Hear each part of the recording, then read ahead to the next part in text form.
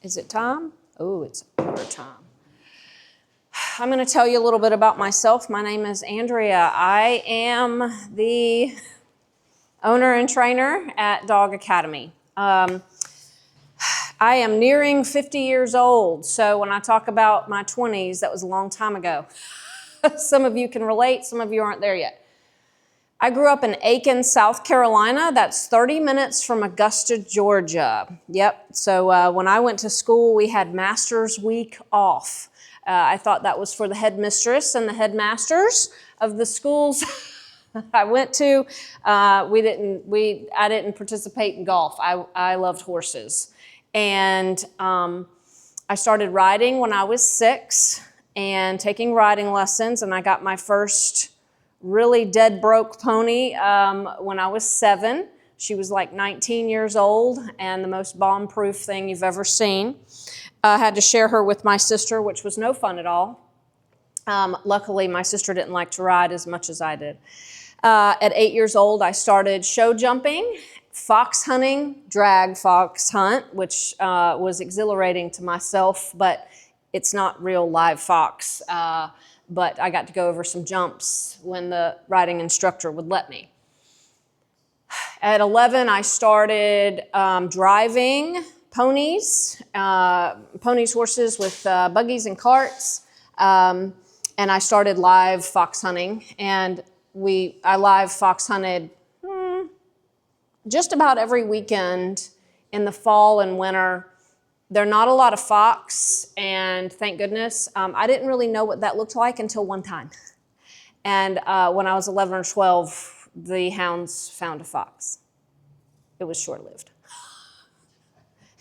It's a very big wake-up call into nature at that point. That was before Animal Planet and all that noise, right? We had 3 channels. And they didn't show the gazelle getting eaten by the lion. So I knew about it logically, but I didn't really understand until that point. Fox hunting was still exciting, so I still continued to go. I worked mucking stalls, and that was what I loved to do. I loved to be with the animals. I loved to be with the horses, and that's what I did. And dressage, fox hunting, eventing with the carts and buggies, and I worked with Arabian horses, and I rode on the racetrack. The thoroughbred racetrack is in Aiken. I think there's something like 25 polo fields and something like 10 racetracks in Aiken. So it's in Aiken, Aiken, South Carolina. So yeah, it's the big time. The World Polo Cup, loved it so much. They had never played twice in 2 consecutive years. And they came back to Aiken a second time because they loved it so much. So we even have, when you're riding and you want to cross a highway, in Aiken they have buttons where you stop traffic so that you can ride your horse across the roads. Yeah, it's pretty neat. So we had dogs. I grew up with collies, as a matter of fact, except when I was 5 years old, they decided to get me a toy poodle, which my mother said was the hardest dog she ever had to potty train. And I knew they knew commands and that sort of thing, but I didn't train them. They knew go home when I rode. If I was going to be gone for a while, I'd tell them to go home, and they turned around and went back home. My brother, who's 11 years my senior, helped my mom train the dogs, but we grew up on a small horse farm. We had goats and different things like that. So I was very prevalent in animal behavior. Kind of bilingual, if you will, because I knew when the billy goat was going to butt me. True story. Once I got to be an adult, I had to start teaching you that ears back and mouths closed and hard stare meant that dog meant business. But I could just look at him and tell that he was going to bite. I didn't have to tell you about the ears and the mouth, and I could just tell by his body language. I didn't have to break it down until I started teaching people. So I was working at this Arabian farm, and what was interesting about my life is being able to work for different people. And there was a couple from Switzerland, And they had Arabian horses that were used in the Lipizzan stallion breeding. So the horses of Vienna, the Spanish riding school in Vienna, those Lipizzans actually have Andalusian and they have Arabians bred into their lines, and they are very particular, as you can imagine. And her line was the Arabians that they used. And she and her husband had some kind of building block, kind of like a concrete block, but not. Anyway, they had that company. And I got to care for the Arabians, and I learned a wealth of knowledge from that woman. You know, she was from Europe. That was really the first encounter that I got one-on-one, and I got to learn a whole lot. Well, she, like I said, she had this other business, and this woman worked as a secretary in the other business, and she'd talk about her hunting dogs, and she'd go hunting, bird dogs, and I didn't know anything about bird dogs. My great-grandfather had hunted. I had heard stories, but that was it. And so she came to me one day and she said, listen, this dog trainer has so much business that he can't keep up with all the work around the farm. He had horses and lots of dogs and birds and just a plethora of pigeons and quail and chukar and Hungarian partridge and all the stuff. And he needed some help. And she said, will you go over a few times a week and help this guy out? You know, and so I said, sure. And so I started out at Sarah Kennels just a few days a week. And I don't remember how long I had been there, not very long, but he was in his indoor arena and he was training a dog. And I mentioned something about his training. I don't remember what I said. I don't remember what he was doing. But I do remember the shock and awe on his face when he looked at me and said, how'd you know that? And I said, well, it's common sense. I was like 23, a long time ago. And he said, wow, would you like to learn to train dogs? People don't know that kind of stuff. It was just something I just knew. And I said, sure. He was at the forefront of positive reinforcement clicker training with hunting dogs. And you can imagine when he started, you know, it was definitely a man's sport. And you left puppies in the kennel until they were a year old because they couldn't learn anything. There was just kind of that mentality. And Mark educated himself on genetics and early neurological stimulation and some of the things I'm going to show you.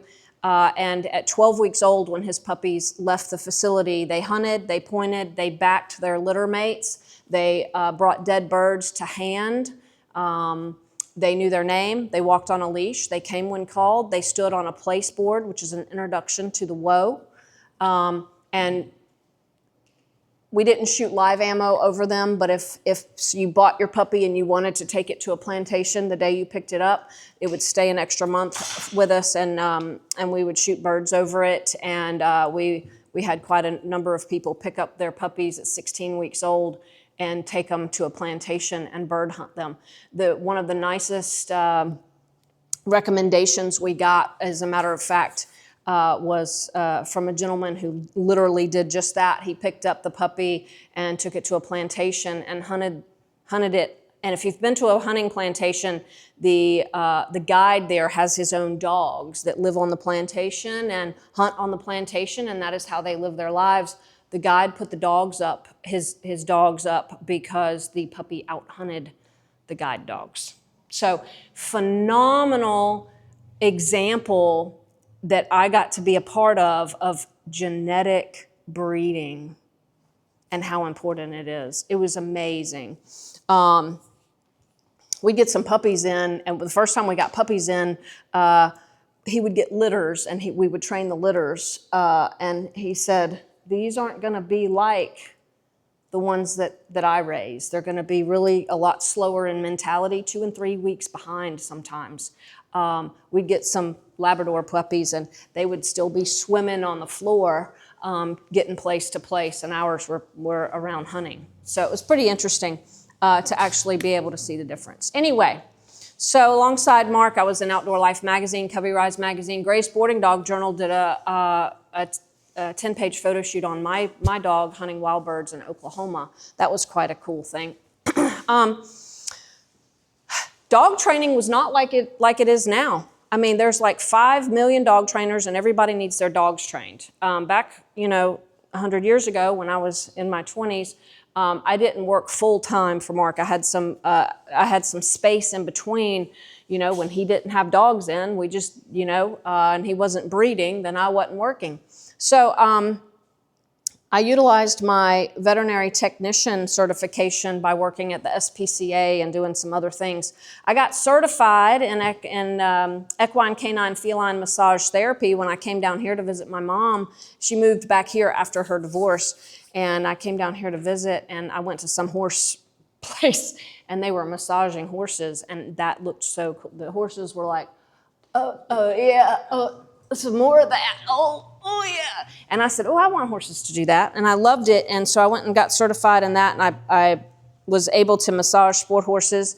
And while I was with Mark, we went out to Oklahoma and would wild bird hunt. Well, they have lots of porcupines out there in Oklahoma, and dogs like to try to kill them. And I don't know if you've ever seen a dog that has been quilled, but it's worse than you can imagine. You can Google the photos yourself. I don't have those graphics up here. So you're talking hundreds to thousands down their throat, all over them, So we would ride on our horses, and we had saddlebags, and in our saddlebags were pliers. Because when you were out in the middle of nowhere, you had to do triage, which meant sometimes dismounting and pulling quills out of a dog. And I wanted to be able to get my, dog to safety, which was the vet, which was a couple hours in travel. And so I went and was certified as a vet tech, and that's why. I was able to utilize that. So what is an SPCA? It's kind of like the Humane Society, Society for the Prevention of Cruelty to Animals. So what I did in that taught me even more. Remember that billy goat? He'd look at me and he'd put his head down, and I knew he meant business, right? I was going to hit the fence. He didn't get me. At the SPCA, we had a very large facility there, and what that meant was when you relinquished your dog to us, sure, you told us, oh yeah, he's great with kids, because you're hoping he gets adopted. Well, I had to check those facts, and so I checked the dogs against other dogs, against cats, food, toys, good chew things like pig ears and that sort of thing, high value treats to see if they would bite you. And a very sweet, loving little dog that you think is wonderful, and you got to take its food away and it tries to take your arm off. So I did the temperament testing, and I've successfully kept all my digits. Did the temperament testing for everybody at the facility, and I did all the heartworm checks and that sort of thing. We had 3 vets on staff, and we did about 50 surgeries a day. And I was the only tech, so I did all the microchipping, and actually I was there before microchips, and I used to tattoo the inside of the ears. So we had the contract with the city, and what that meant was a city control officer would go out to your house where you have chickens, and this wild dog has figured out how to get into your chicken coop and keeps killing all your chickens, or goats, or whatever it is, because they figured out that's an easy meal. Well, the animal control officer had this handy-dandy dart gun that he could just shoot the dog with, and the dog would eventually go to sleep. And the officer would put it in the truck and take it to the annex and put it in the kennel while it's asleep. And after I got through with surgeries and inoculating dogs and doing all the things that I did, I'd come down, and guess who was awake? So that was my job. We also had pit bull fighting rings. I had to put down 33 pit bulls in one day by myself. So I got that was once again a very, very hard look at life. Got to remember, I grew up with these horses that they took better care of their horses and their saddles than I think they did their kids. So I got a really good wake-up call as to what the rest of the world could be like. I worked at a chiropractic acupuncture clinic. That was really cool. So I got to utilize my massage skills on animals. This vet had moved from Milwaukee or something. She wanted to go south, and she was semi-retiring, and she did horses up there, but she opened a small animal clinic. We had the second underwater treadmill. That was before they actually mass-produced them. You actually had to get them handmade. And so we would walk dogs on this underwater treadmill. I had to get in the pool with them, and they would swim against currents. We had indoor pools. I did the massage. We got them set up with sometimes wheelchairs and that sort of thing. So why on earth does any of this stuff matter to you? Well, because my name is Andrea, and I wasn't just an insurance salesman or something last week and decided to train dogs. I'm pretty proficient in animals. And what that does is help keep your dog safe in my care. Does that mean you'll take my dog home? Sure. We'll add it to the pack. Some of you, most of you have already chosen your dog, but as life goes on, you may get some more dogs.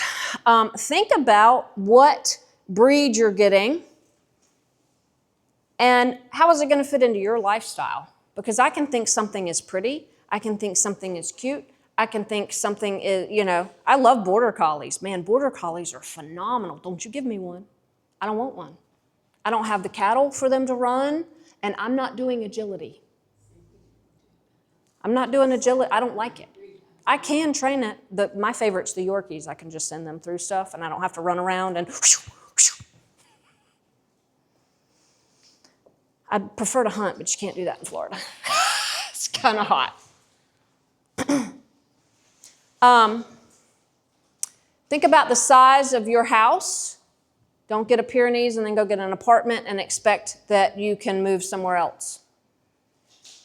I see posts, I don't know what your algorithms have set up on your phone, but mine is, I'm giving away my dog, I'm giving away my dog, I'm giving away my dog, I'm giving away my dog. That's what my Facebook is full of because I'm a doggy person. My dog is 8 months old and I'm giving it away because I didn't realize what it took. Okay? So please take a look at where you live and what your life is going to be like. If y'all travel, if you're, that sort of thing. Also, what's not said in here is what is going to happen if you're no longer here. Is that written down somewhere because your dog is considered a possession of yours? My lawyer says put it in a trust and then find somebody that is going to be entrusted with your pet. And then if the pet is no longer and there's still money left in the trust, you can have that sent to Humane Society or the Atlanta Braves or whatever you want to give the money to. But make sure that that's written down somewhere so your dog doesn't just end up at the animal shelter. I mean, huskies are huskies. I won't go into that, but I will tell you that they had the best time of their lives in the snow when we had it here this last year. They're built for sub-zero temperatures, so it's really, really hot to them. Children. You know what I don't like is the 101 Dalmatians movie anymore. Dalmatians do not like children. So every time they remake a new one, everybody goes out and gets their kids a Dalmatian, and then somebody gets bit in the face. Dalmatians do not like children as a whole. Neither do Maltese. I'm a trainer, so I can teach you if you're going to have children, you already have the dog in the house. Let's prepare during that 9 months of your pregnancy of how to prepare them for the child that's coming. Okay? Hypoallergenic is a bunch of baloney. You are not allergic to the dog hair, you're allergic to the skin, which means you can have a hairless dog and still be allergic to it. That's something that they're marketing you. You're getting fed a bunch of stuff that's not true. I'm here to tell you what's true. And if you ever have any questions, feel free to ask me, because I could stand up here for like 4 years and probably never tell you all the information I have, okay? Are you gonna take your dog to the groomer every 4 weeks or 6 weeks and have it done? And do you have the money? So I have a beagle. I got him off the street. He's something else now. I have a red setter, and she's the granddaughter to my dog that I hunted with and all that. Fantastic line, wonderful dog. I got the beagle because somebody came to a place I worked and said, hey, do you want this dog? And anyway, sucker. Then my mom passed away, and I got her 6-pound poodle. I said, you want this? You have children, come on, somebody. I have 3 siblings, and they have children and grandchildren. You want the dog? No. So I ended up with Mopsy. She's very cute, but we have to take her to a groomer. I don't like grooming. I can groom. I don't even do my own hair. I wet it and put some gel in it and call it a day. And I don't really care what it looks like. I did mash it down today. And then I've ended up with a kind of half, it's a golden doodle, but he's kind of half mine because one of my pet parents found out after she got him that she is terminal.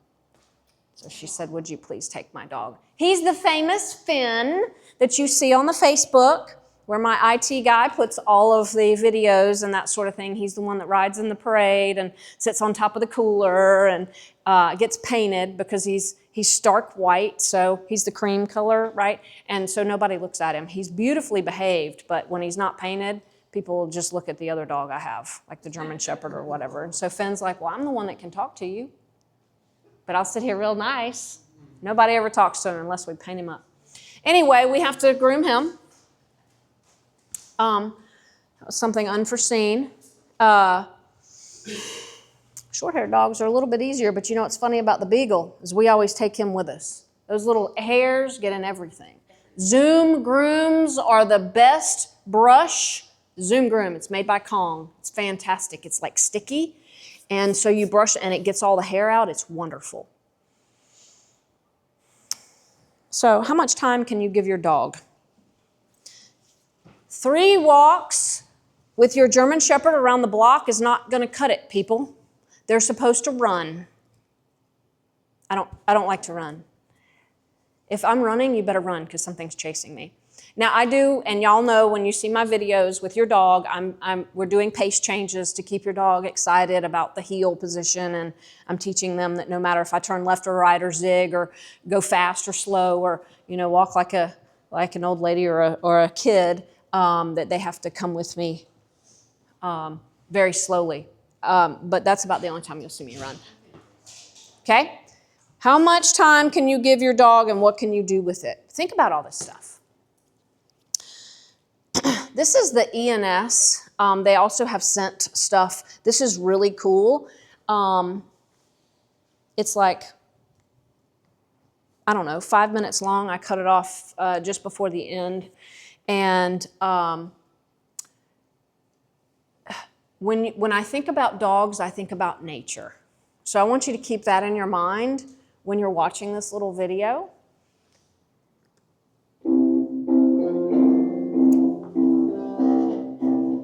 It's playing right there. The first 2 weeks of raising a litter can be a lot of work. Much of the breeder's role during this time is consumed just keeping everyone clean, fed, and healthy. This is also the time when the puppy's neurological system is forming, and we can influence the way it forms. Babies enjoy the protective instinct in us all, and their natural impulse is to make things as easy as possible for them, and to shield them from anything that upsets them even mildly. However, research on dogs, rats, primates, and even chickens all shows the same thing. Stressing needs, very slightly, produces beneficial effects on them for the rest of their lives. Protocols for early neurological stimulation of puppies have been popularized in a well-known article by Dr. Carlo Battaglia. Dr. Battaglia breeds German Shepherds. He's an AKC judge and a director of the AKC. He's the author of many books and DVDs on dog breeding, and thousands of breeders follow his website, breedingbetterdogs.com. We spoke with Dr. Battaglia about his recommended protocols and the potential benefits they can confer on the puppies. Well, what the research shows is during this neonatal period, if you stimulate the neurological system of the puppy, you can change the puppy for the rest of its life. What are the results of neuroneurological stimulation? Greater tolerance of stress, greater resistance to disease, faster adrenal system, stronger heart rate, and stronger heartbeat. So if you stimulate the neurological system during this window of time, which as it turns out is between 3 days and 16 days of life, you can change this puppy for the rest of its life. Based on the research of the Biosensor program, there's 5 stimulating exercises. The first one is called tactile stimulation, where we take a Q-tip and we tickle the puppy between any one of its toes. So we do that 3 to 5 seconds. The research shows that kind of stimulation stimulates the tactile system, the skin of the puppy, and it wakes up the neurological system. Now we hold the puppy's head up, so that his head's up, his tail's down, and again you would count 1, 2, 3, 4, 5. Now we're letting blood drain from his brain, and the neurological system would recognize that until the heart pumps blood back up into the brain, maintaining equilibrium. The third exercise is to hold the puppy's head down, so his head is down, and we count again. 1, 2, 3, 4, 5. Now too much blood is running down into the brain. So now we're making the neurological system work in a different way because we present a different problem. The fourth exercise is called the supine position, where the puppy's simply on his back. And we count again. 1, 2, 3, 4, 5. Most of them will resist being held on the back, and they will start to move around with their hands. But the neurological system again is being challenged and being told to go to work.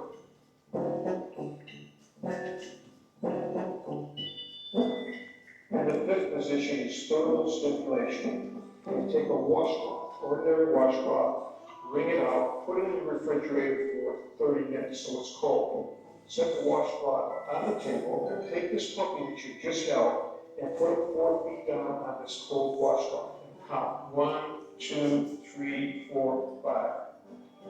And the puppy will clearly tell you he doesn't like being on this cold surface, but you're making the neurological system respond to a temperature change on the puppy's body. And as they get older, they will try to walk off of it. Don't hold them and restrict their movement. So put them on a big flat surface so they're not going to run off the table, but they can find a way off of it. And those are the 5 stimulating exercises. All right, so nature is a really cool thing. Pregnant dogs out there have to find shelter.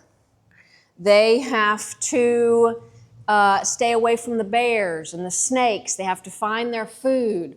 All of the things that they're doing when they are pregnant, all these things are actually stimulating the puppy. Did you know that if a female goes up and smells like a poop that's got parvo in it, she actually inoculates her puppies from the scent? Isn't that cool? It's really neat. When she has the puppies, she then will usually stay in the nest for as close to 2 weeks as she can, because puppies can't make their own body heat for the first 2 weeks.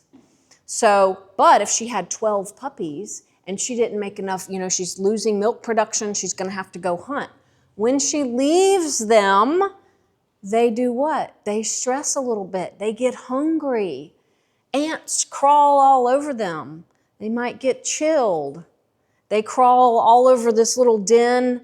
Sometimes their head's upside down. Sometimes they get stuck on their back. All those type of things are happening in nature. And so people tend to think we're doing something great, and we have these puppies and put them in a swimming pool. with their mama, and we don't let mama leave. In a little kiddie pool is generally what breeders use now. And then what happens is they get rid of their puppies at 8 weeks old. When they start eating food, hard food, mama stops cleaning up after them, so the breeder says, okay, I'm out. Well, between 10 weeks and 12 weeks old generally is where the puppies learn a plethora of things from their biological mother. That's where the puppy biting and things come into play, because mama has not been able to tell them no and do the healthy stress. So I'm going to give you an example of that. This is going to look kind of funny. So I'm hungry and I'm a puppy and I'm going to go to the milk cow. And the milk cow at that time, mama says, nope. Doop-de-doop. I don't know what that means, right? So I go on to suckle on mom and she says, and maybe I go, oh, well, what's your problem? I'm hungry. And I come back, and so then mama gets really mad and will hold me down and growl at me, and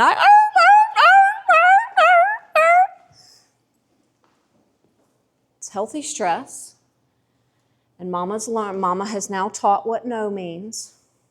Now what happens with that puppy? He goes, I don't know why she was so upset. I'm kind of hungry. I guess I can't eat right now.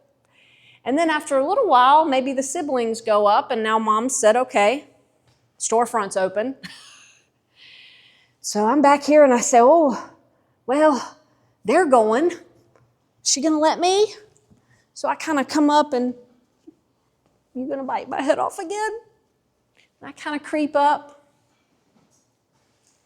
And I learn that mom's going to let me suckle. Well, that's confusing. How come she didn't the last time? So now the puppy's learning what no means. So the next time it goes up and mama says, he goes, oh, okay, check you later.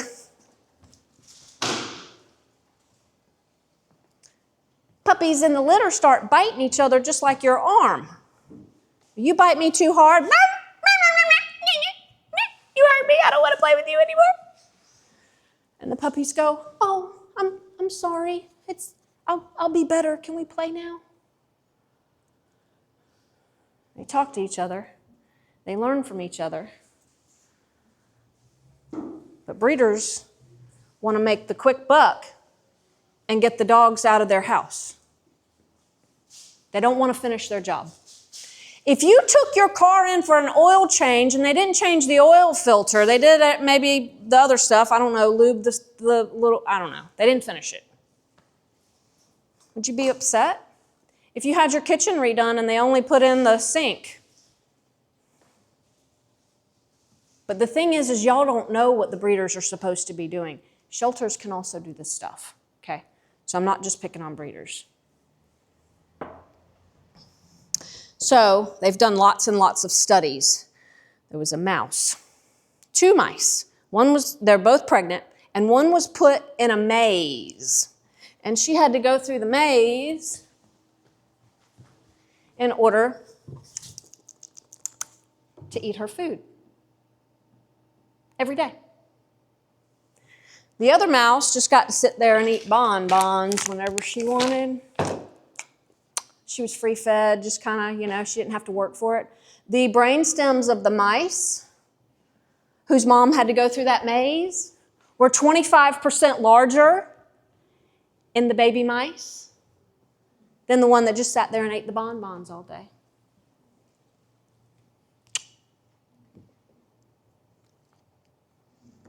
You want a breeder that works your puppies and your mothers.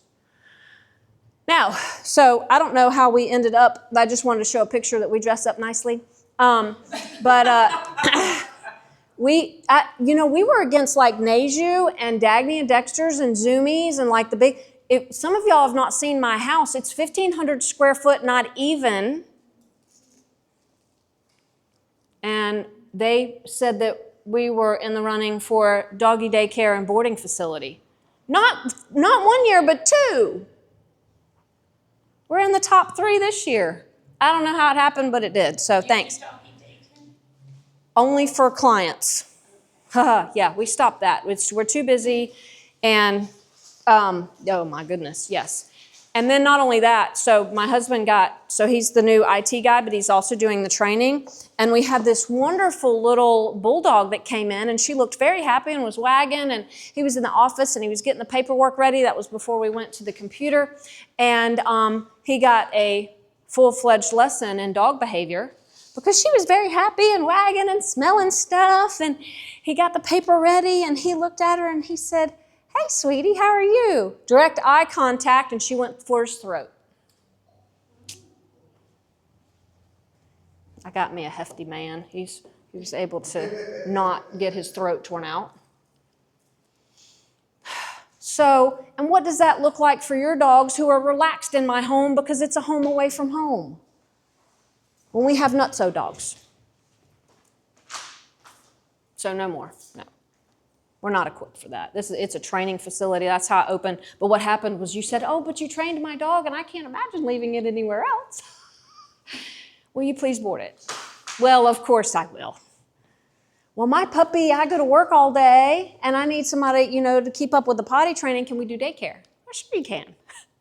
And then this grew. This is how Dog Academy evolved. Anyway, but thank you, because we're up against some of the big wigs. Some of these places keep 150 dogs. There's no way I can do that. So thanks, and we're also best in Florida or something, in the region. I don't know what that, he'll have to tell us about that. Okay, this is the wrong way. Nope, there we go. All right, let's talk about some training.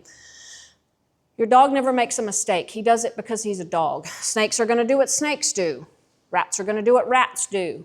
Dogs are going to do what dogs do. Did you know that you have a captive animal inside your home? Think about it.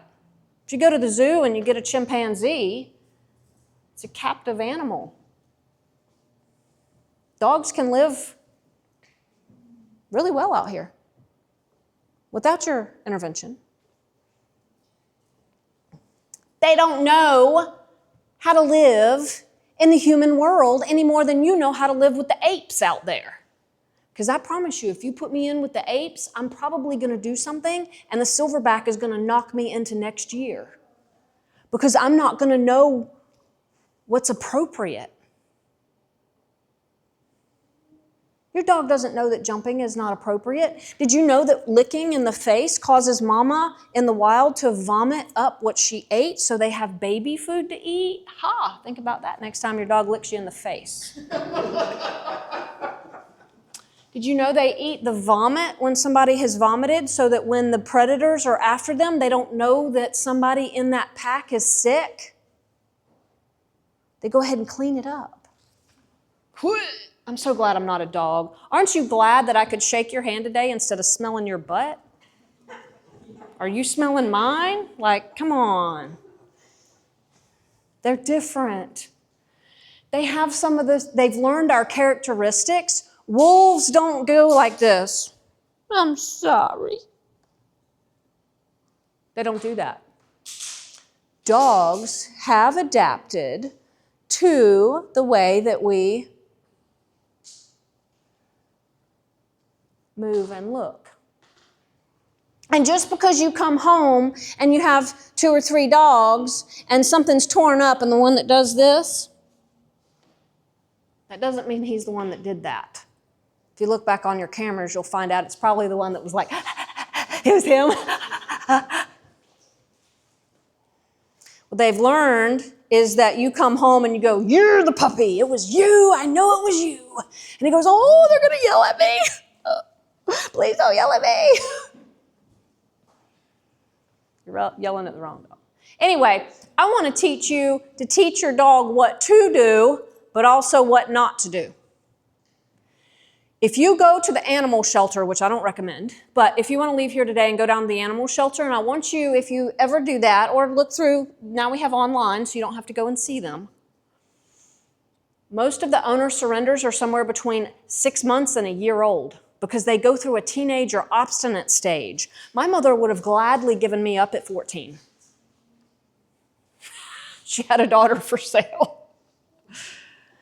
I was hormonal and crazy. and angry. I don't know why you're looking at me. Anyway, because they go through a stage. It's a stage. They will get over it. And I'm here to help you get them through the stage without learning the bad habits that last a lifetime, like eating sheetrock, urinating on your bed, eating the baseboards, counter surfing. Yeah, I know, I saw people look at it. Oh, their dogs do that too. Yep, sure enough.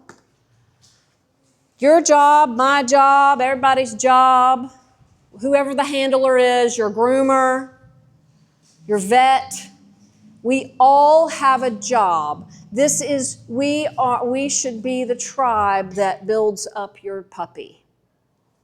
We are supposed to teach them the realities of the human world. I mean, y'all have had children, right? And most kids, when you put them in a car seat, hate it. It's hot, it's sticky, they can't see anything, they can't move, they scream, they cry. Never mind when you get them inoculated in the heel, right? Bah!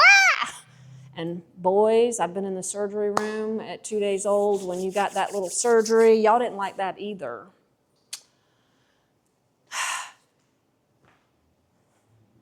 But are you going to ride your kid around in the car without the car seat because it doesn't like it? Then why on earth would you say, you know what? Oh, my dog doesn't like that. You still get him inoculated. You still take him to the groomer. You still. We've fallen off this wagon. We are the leaders. This is a lead rope. This is a leash. This is a leader. You are the leader. And if your dog doesn't feel like you're the leader, it feels like it has to have a leader of the pack, so it's going to jump into the role it doesn't want to. But it sees you as the weak link. How about that? I'm going to tell you the truth, whether you like it or not, by the way. I probably should have started that. So, if you have a groomer and they go to pick up your puppy's paws and check it out before they take it back, and your puppy goes, "Hurr," and they go, "Oh, we're not going to take your puppy because it growls at you," don't ever use that place again. What did the groomer just teach your dog? That if I growl at somebody, I get to go home. That's what? Not only that, so the groomers that I recommend, I like small business. I don't like this whole rat race of I need 17 dogs per person so we can make the corporation a bunch of money. I like somebody that's going to say, you know what, you don't like your feet touched. We're still going to do it, but we're going to go at a slower pace. That we're not going to have all these dogs barking and all this chaos going on. I'm going to try to make you comfortable. And I'm going to do a good job. Your dog's not going to look moth-eaten when you get it back. It might take longer. That's okay. If you don't have the skill, the time, or patience, you can pay people like me to take your dogs to Ace Hardware and to get them used to things. If you live out in Bayou George, they don't hear the tractor trailers. They don't hear the cars honking. They don't hear, they don't see other people walking in the neighborhood and that sort of thing. But if you want to be able to take them to the, Sheffield Park has those concerts series and stuff like that. If you want to be able to take your dogs places, I'm here to help you with that. There are very few dogs that immediately enjoy their crate, and generally that's gone back to the breeder, dogs actually enjoy a den. If you notice, they go up underneath tables, they go in corners, they go even up against the wall, and they're looking for a safe place. When you take a Yorkie or a Shih Tzu into the pet store and they hug the walls, it's because their instinct tells them that the birds of prey want to eat them. They don't know that you're inside of a store and there's not a hawk in there. Do you recommend all dogs be crate trained? Yes.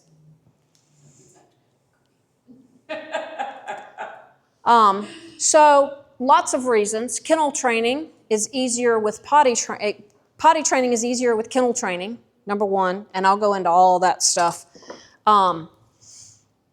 But if your dog blows a knee out, you know your vet's going to put it on bed rest for like 5 or 6 weeks. That doesn't mean jumping on and off the couch. That means we have screws and stuff in their knees. That means it can't run around when it gets the zoomies. That means no jumping on you when you get home. That means it's crated. So if you have to wait until it's 5 years old to put it in a crate, then it's going to be crazy and it's going to roll around and it's going to freak out and it may injure itself more. My dog is 12 years old now, my red setter. So true story, y'all. I opened this business. First, when I got that beagle, oh my stars. He was out on the street. He peed wherever he wanted. He pooped on the couch. He was incredible. Well, I had a kennel crate for him, and I was looking for Neela one day, and she's in the crate with him. Little beagle crate, you can imagine what that looks like. And she's 30 pounds, but she's tall. There they were. And I was like, what is wrong with you? Well, then when I opened this business, and that was back before the hurricane, but then when I opened this business, once again, where's Neela? She has steps that lead up to my bed. She has a couch. She has her dog couch. She has dog beds. And she was in y'all's dog's kennels. I was like, what is wrong with you? So I took out the bedside table and put a kennel in there without a door. She has 2 dog beds in the bedroom and the steps leading up to my bed and her couch. She's in her kennel. She likes it. She's 12. It's crazy. Not so. So yes, they enjoy it. They like a safe place to be. Teaching your dog to see the human world in a positive way is not really that hard. Take them to the vet's office and feed them their meal and then leave. Don't associate the car with going to the groomer and getting left or going to the vet and getting stuck with shots. You might drive around, give them some treats, and go back home. I go up to Ace up here on 77, and I have a 4Runner. I love those. I can roll my window down, and I can get them used to the zoom, zoom, zoom, zoom, zoom traffic, and they realize that this noise doesn't have anything to do with them. They go, oh, there's no association, except maybe with the treats I give them. They go, oh, this is cool. This works out. All I have to do is sit here and listen to traffic, and I get food.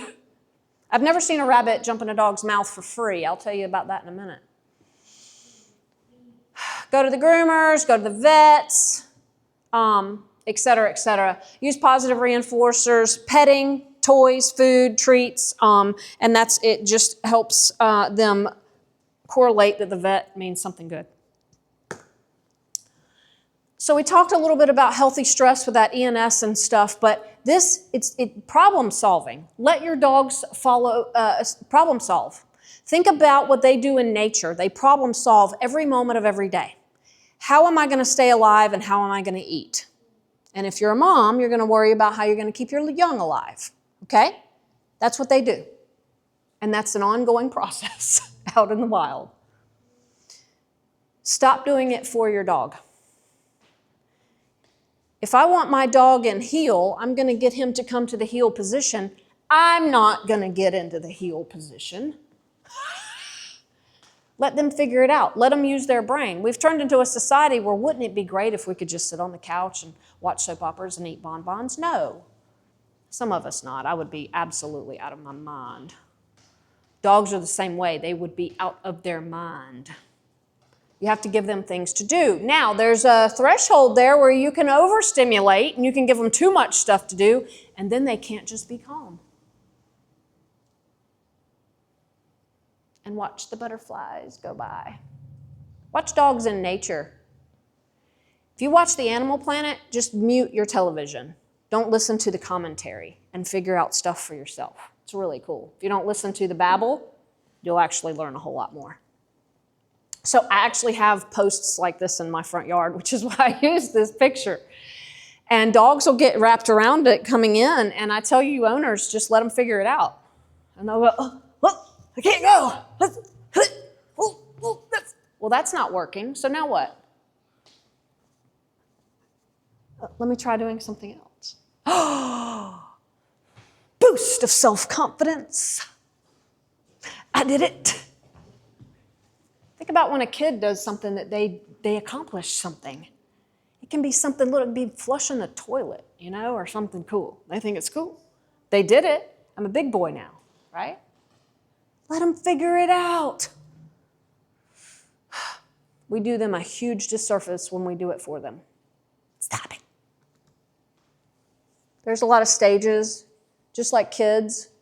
You have to give children certain things at certain times and tell them certain things at certain times.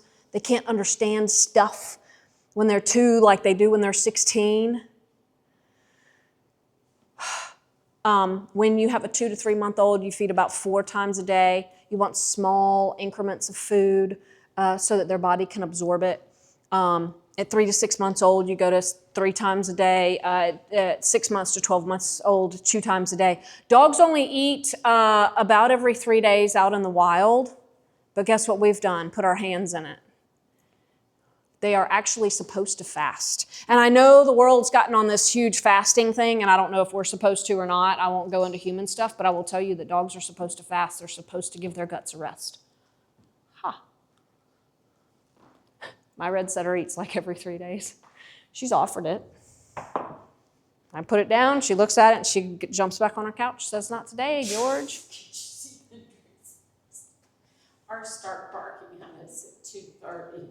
They eat at 3. So they've trained you very well. Yes, they have. That, my dear, is going to change.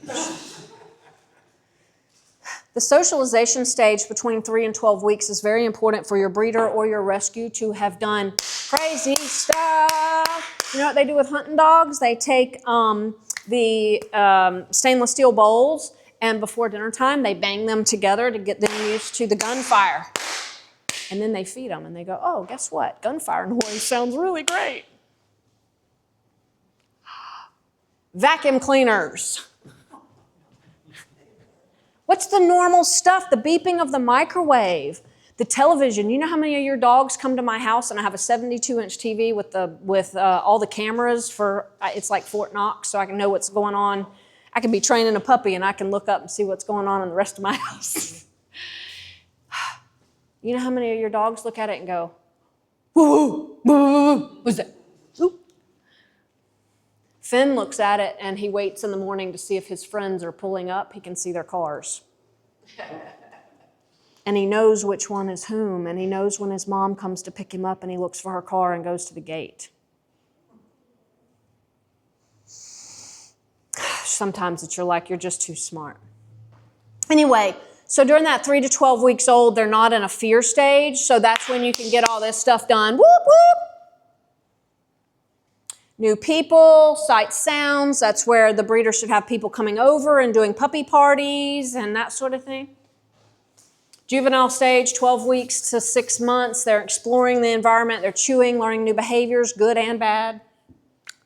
That's kind of the cute puppy stage, but that adolescence, obstinate teenage stage, 6 months to 18 months, major hormonal changes even if they've been altered because your chemicals in your brain change. So they cray-cray. Now, this is my theory, so don't take this as to the bank. But here's my theory. Puppies are born, and if they're born in somewhere like Virginia or definitely up in New England or something like that where there's harsher climates, freezing temperatures take litters completely out. Mom can't keep them warm at sub-zero temperatures. Florida, welcome to Florida. That's why we ship our rescues up north, because here they survive. But they're born here, maybe the fire ants eat a couple, maybe, a snake gets 1 or 2, there's some things that happen. But if you had a litter of 10 or 12 puppies and then a couple cull out here and there, maybe there are 8 left by the time they reach adolescent stage and they go, "Ooh, what is that slithering thing on the ground over there?" Oh, and get bit by a snake. "Ooh, that looks like a dog. I wonder what it is. Hey, let's go see if I can play with this dog." It's a bear cub. So mama comes out of nowhere. So what happens during the adolescent stage is they start getting they get to where they don't need the pack as much, right? So they start exploring and they get themselves into trouble and it culls out that litter even more. The ones that go, ooh, what's that? Or, ooh, that looks like a dog, doesn't smell like a dog, I'd better check this out, generally are the ones that get to produce later on. Because they took safety first. During that adolescent stage, I already mentioned, they will eat sheetrock. They love your wood baseboards. They chew on things, remotes, your shoes, the couch. They start eating stuff. They urinate in places they should not. But what they're doing is they're marking their territory. Once again, in that stage, they're supposed to leave their phone number. I live here. Here's my perimeter. I live here. I got to put my phone numbers out. I live here. They may say, hey, I like your bed. I'm going to take it over. I live here. About 2 years old is when they're an adult. Some of these stages change, Yorkies versus Great Danes. There is a little fluctuation there. But 2 years old, they're about the equivalent of a 24-year-old person. So at 24, we're pretty good. You know, we still might want to go out to the bar every once in a while and, you know, maybe you have some oats left to sow. But definitely by 3 years old, you know, at 36 years old, you're pretty who you are. Now, I've seen aggression change between 2 and 3. I'm looking at you. So your Connies and those kind of things, that's really when they start to mature and they literally wake up one day and they go, oh, wait a minute.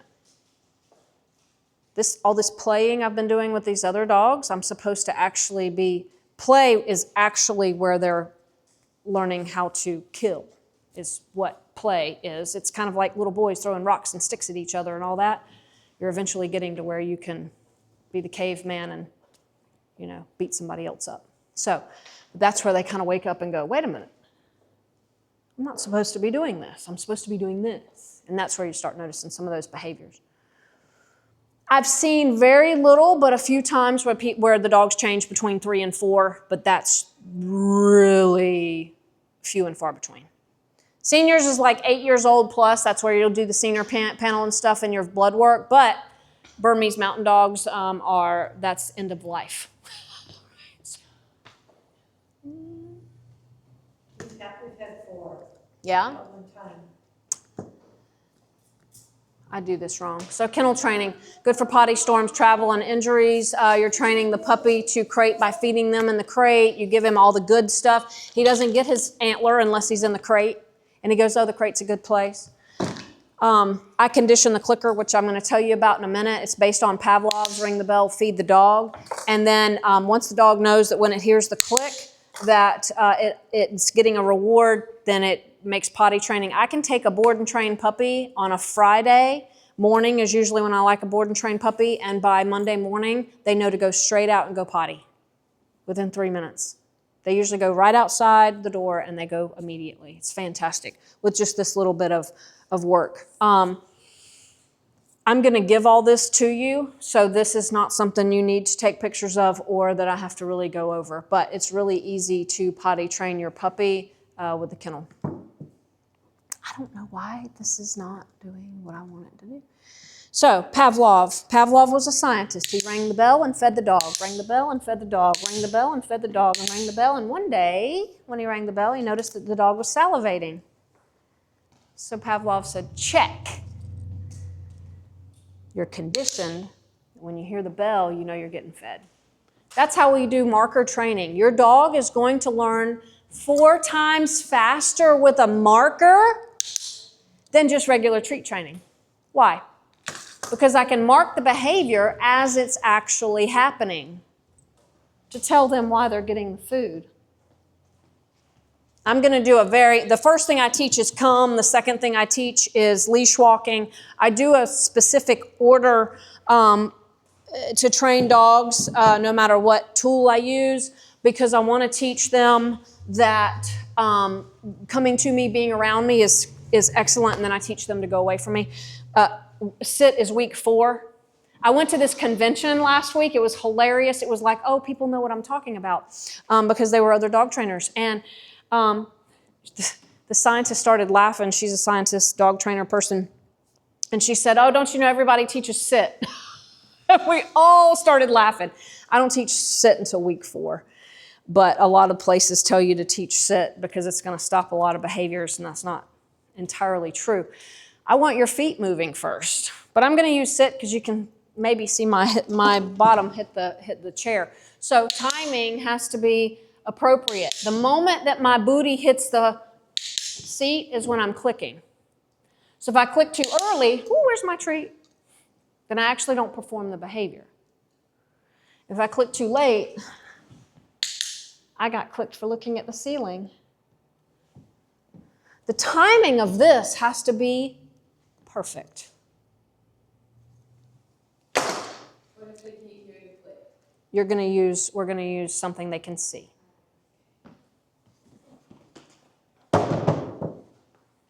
Good question.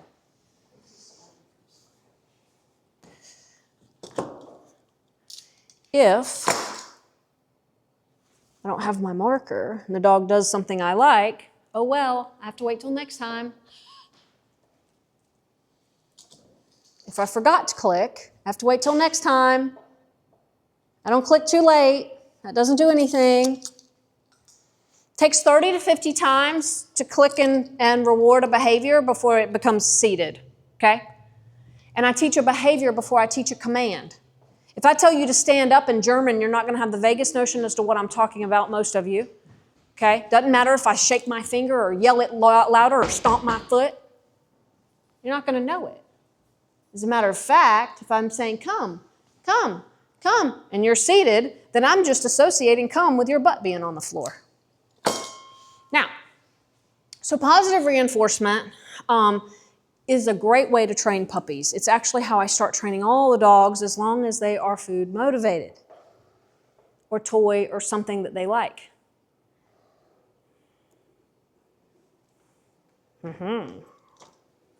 So, what do I use for positive reinforcement? A rabbit jump in in a dog's mouth for free, so I use their regular kibble. Yeah.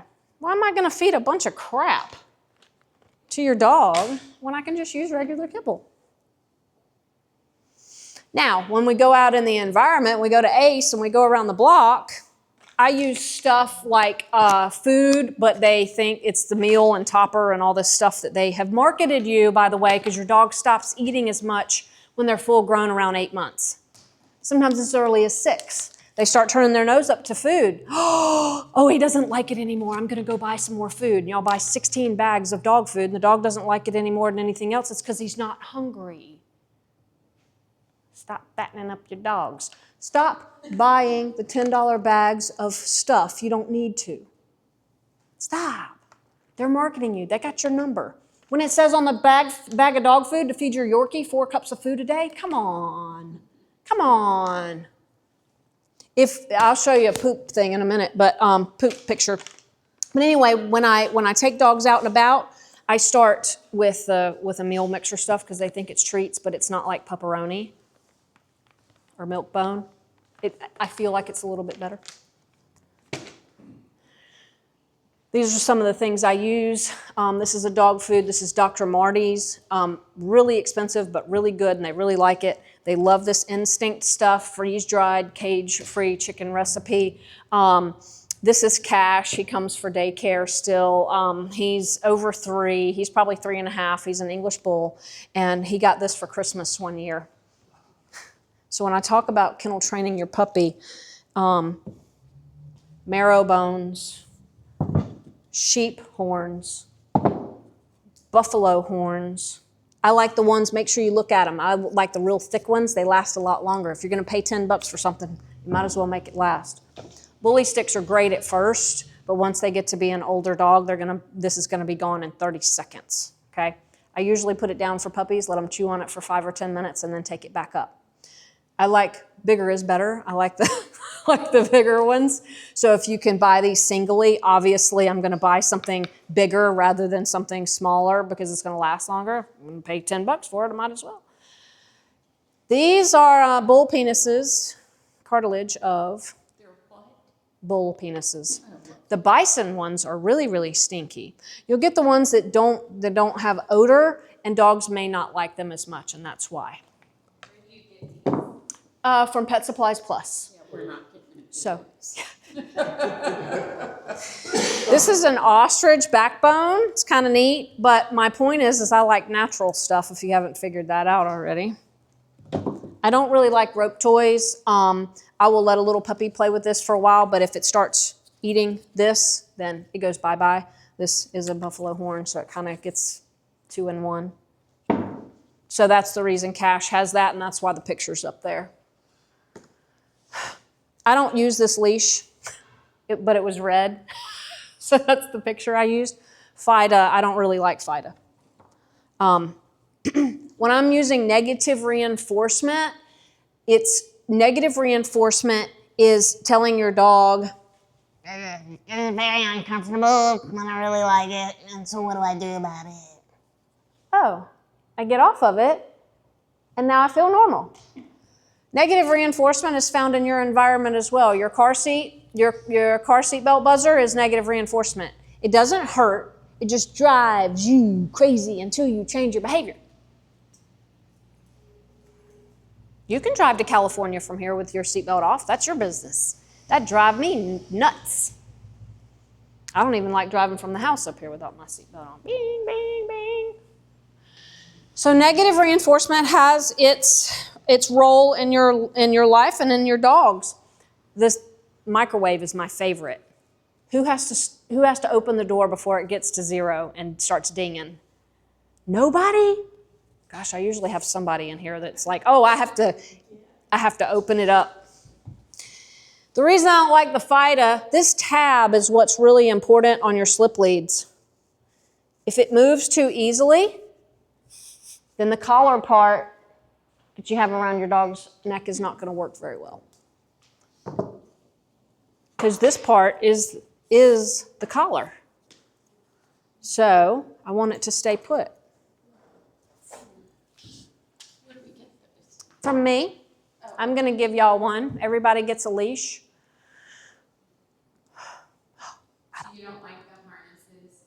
So harnesses actually cause the dogs to pull 60% more. They were actually invented so that dogs could pull sleds. That's what they're made for. So another thing is, so we kind of look like dogs if we get over on all fours, but not really.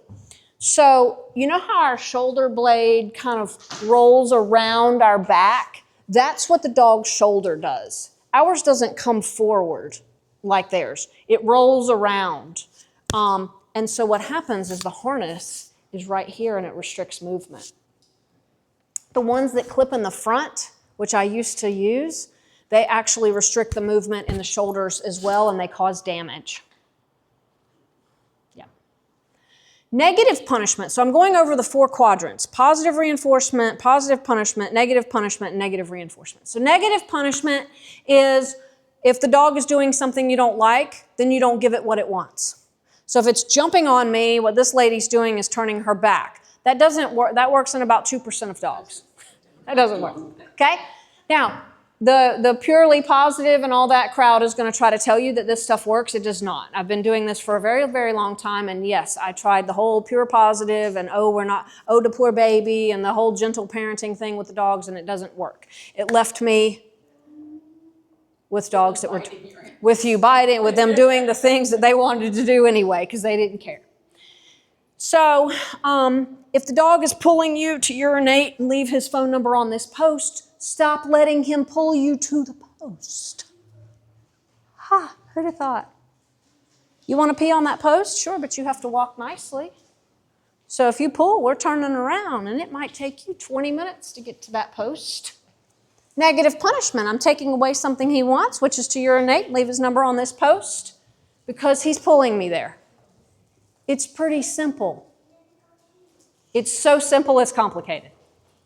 My favorite is the Yorkies. When I, click for their sit and I go to give them a treat and they meet me halfway. Your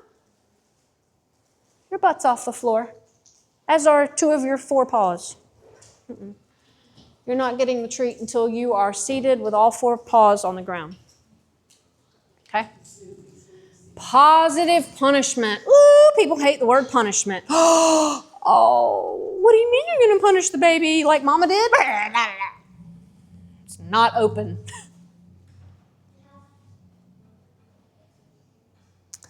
Pavlov. Let's go back to Pavlov. Remember, he rang a bell and fed his dog. Positive reinforcement. Unless you are a behaviorist, you don't know about his other dog, which is very, very important. Pavlov's second dog, and he got another training dog because he couldn't figure out how long the dog understood that he was going to get a treat or his food, what the length of time was. Scientifically, he couldn't measure that. I don't know why, I'm not a scientist, but that's his business. What he taught me was that he rang a bell and he shocked the dog with an electronic shock collar, but the shock collar was actually on the dog's leg, not on a neck, like we see in dogs, right? And he trained the dog. This is very important. He trained the dog to expect the shock at 3 seconds after hearing the bell, and then 5 seconds after hearing the bell, and then 3 minutes after hearing the bell. This isn't exact, okay? All the way up to 30 minutes. But he trained in increments small enough the dog could attain, and he got the dog trained where when he heard the bell, in 5 minutes the dog was telling him that he understood. And how he proved his theory was he rang the bell, he waited 30 minutes. He didn't shock the dog, and 2 things happened. First and foremost, the leg muscle fired, physically fired in expectation of that shock that didn't come, and the dog jumped. Huh. So Pavlov said, okay, theory is proven, check, and he moved on. I told my dog her punishment word, which happens to be green, and I said green for jumping up on the grill. I didn't know where my bonker was, which is what this is called, this rolled up towel. Found it 2 hours later. During that 2 hours, every time she came through the room, she was like, you got that thing yet? You got that thing yet? And then once I executed the punishment, throwing it at her, everything was cool. She stopped wondering if I still had that thing. So why does this work? Why on earth does this work? Well, I'll tell you, the water bottles rarely work because some of us have doodles and they can't see that coming. It's not harsh enough because they've got all this fur in their face. Some labs and golden retrievers are just like, oh, you're squirting water at me. Dogs don't like things flying towards their face. Now remember, I think I was born with animal genes. When I did dodgeball and basketball and all that in PE, I went the other way. I didn't catch the thing. It took me one time that ball hit me in the face and I said, nuh-uh. It's a true story. I was always the last person they picked for their team. They were like, oh, we have her. They don't like things flying towards their face. This is more of a lab or a golden or a Rottweiler or a Connie Corso, or this is a large dog. This is more for our smaller dogs, Jack Russells, that sort of thing. This I keep with me in my pouch, so I can use it on anything. But this is my to-go bonker. This was the only towel I had in the car, so that's why you have the bigger size here. There's no rebar in there. It's just a rolled up towel. When we're a hunting pack, and I see a baby buffalo over there, and I'm going after that baby buffalo, and I see movement out of the corner of my eye, and there's actually 2 inches of retina, blah, blah, blah, blah, blah, that it has to be in order for that movement to make me go, nope, I'm out. And that's why this works. But it has to be paired with something, and it can't be paired with something positive, like a bell. Because that means good. That means you're going to get something yummy. So Cash, that guy with the big bone in his mouth, his punishment word is penny. So if I see him digging in my yard, I say, Penny. And then I execute the punishment later. Ooh, I do something at the grocery store, and Mama say, wait till we get home, you're getting it. Whole way home, I was like, ooh, what's she gonna do? And then I'd go upstairs, and she'd put the groceries away, and I'd be like, oh, maybe she forgot. Andrea Louise. My butt clench up. Dang it, she didn't forget. That whole time, I was like, dogs take snapshots or videos when things happen. So when they hear that click, they go, what was I doing? When they hear that green, they go, oh. And then if I give them a few minutes to stew in it, they go, okay, so I'm not supposed to jump on Barbara when she comes over. And it makes that snapshot, and they remember it. The dog that's just gallivanting down the fence and he gets bitten by a snake, he has no idea what happened, right? Still got a vet bill, but he doesn't know. But the one that goes, gets bit in the face, if he feels it, then the next time he sees a snake, he says, check you later, even if it's a year later. So yeah, dogs remember, they wouldn't live in the wild without latency. So I can build the latency, which is the time in between the mark. Do the hokey pokey, turn myself around before you get the snack. And it builds with the no. Good duck.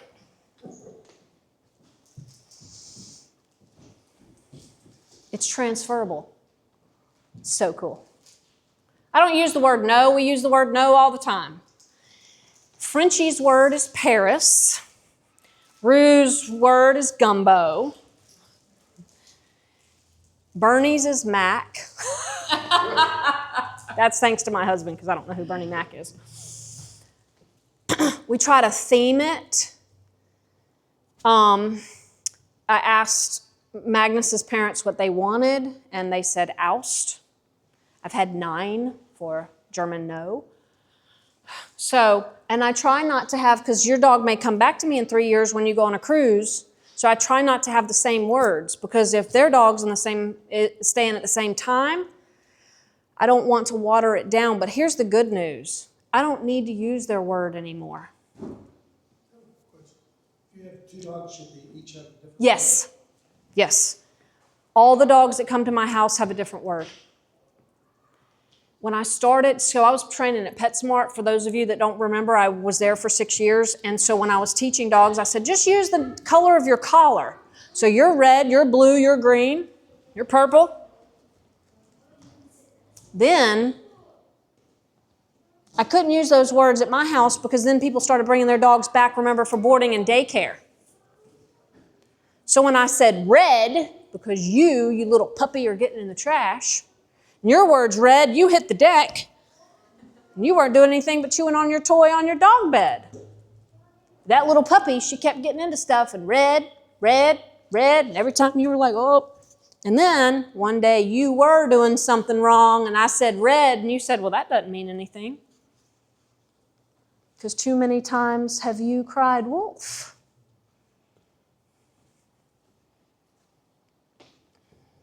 So, punishment. Now, punishment can come in different forms. That's just one of the easiest. When I do snake aversion training, I do not use this. I use an e-collar. For those of you that want to feel this, negative reinforcement e-collar is how I train. My training with an e-collar is completely different than these. I hate to call out companies, but the Off Leash is one of those national places, and I have actually had to go back and undo what they have done. It's annoying that PetSmart, I could take somebody, and I was an area trainer, which means if you wanted to train in the Dothan facility, they sent you to me, and I worked with you for 2 weeks. 2 weeks. You got 80 hours to be a dog trainer. I thought that was a little bizarre, but of course they stayed really with the positive reinforcement. But these other places give these people this. When the convention, we went to a convention and I said, oh, how many dogs do they train? 2. Oh, but one's from the shelter before they're certified. I think they have to do more oil changes than 2 to become certified. You know, and these are live animals, and you're talking about some stuff that can really be overused. So, the beauty of me learning from gun dog people. They used e-collars, hunting dogs. You have dogs off leash, okay? Chasing deer, not coming back, whatever it was. They noticed that when you pushed the button and the dog didn't do anything and you went up too high, and I think, once again, this is my theory, I'm a dog and I'm getting eaten by a bobcat, right? That fear, that shock, that whatever, that shutdown happens. And you'll see the dogs, you can see the electricity going, they just stand there. Don't change their behavior. So bird dog people, hunting dogs, learned that you had to use low levels of negative reinforcement. Not all e-collars are made the same. This is a $450 e-collar. This is not something you can buy from PetSmart for $80. Those don't work. And they're very, very, sometimes you hit the button, sometimes they work, and sometimes they don't. And sometimes it's a higher stimulation. I've used them. Incredibly awful. So these are low levels of negative reinforcement. It feels like a TENS unit. I'm going to turn this on. Here's a quick tutorial. At the top here, it's going to be on level 1. Feel free to put it on and push the black buttons. And then if you can't feel it, I can't feel 1. I have to concentrate to feel 2. This is a low. The top button is a medium. And then together it's a high. Okay? If you use it and you turned it up to 4, try to remember to turn it back down to 1. When you get it, you better make sure it's on a 1.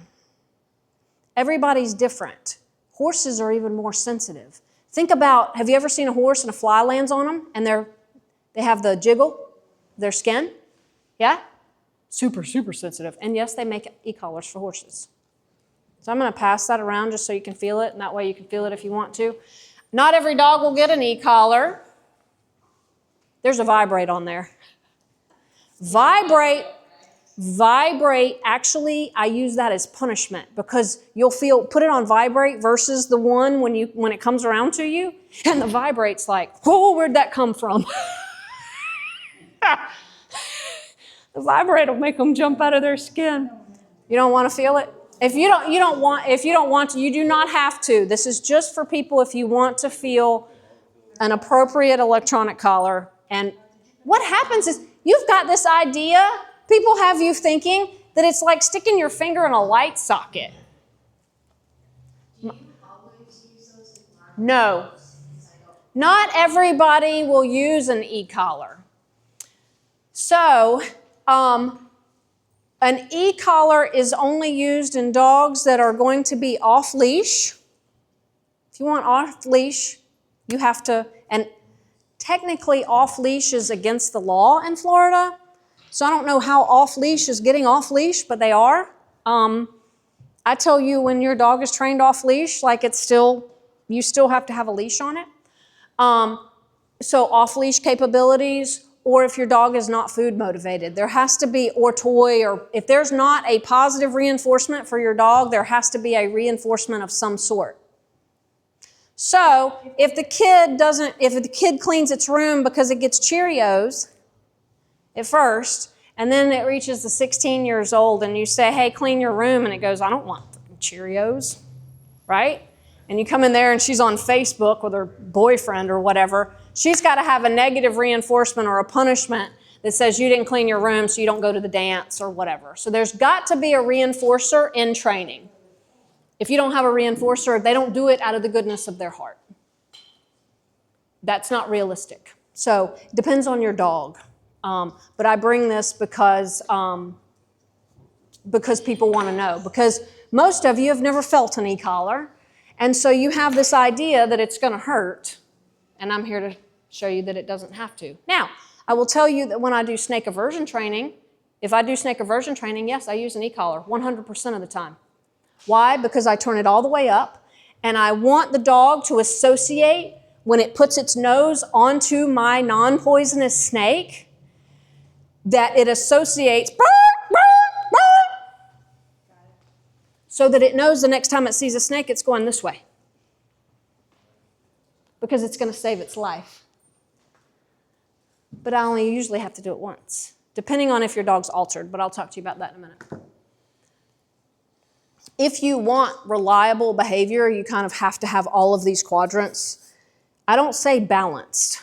People talk about being a balanced trainer. If I'm a balanced trainer, I think about a beach ball with a board on it, right? Now, you know, and if I'm balanced, that means I use them all equally.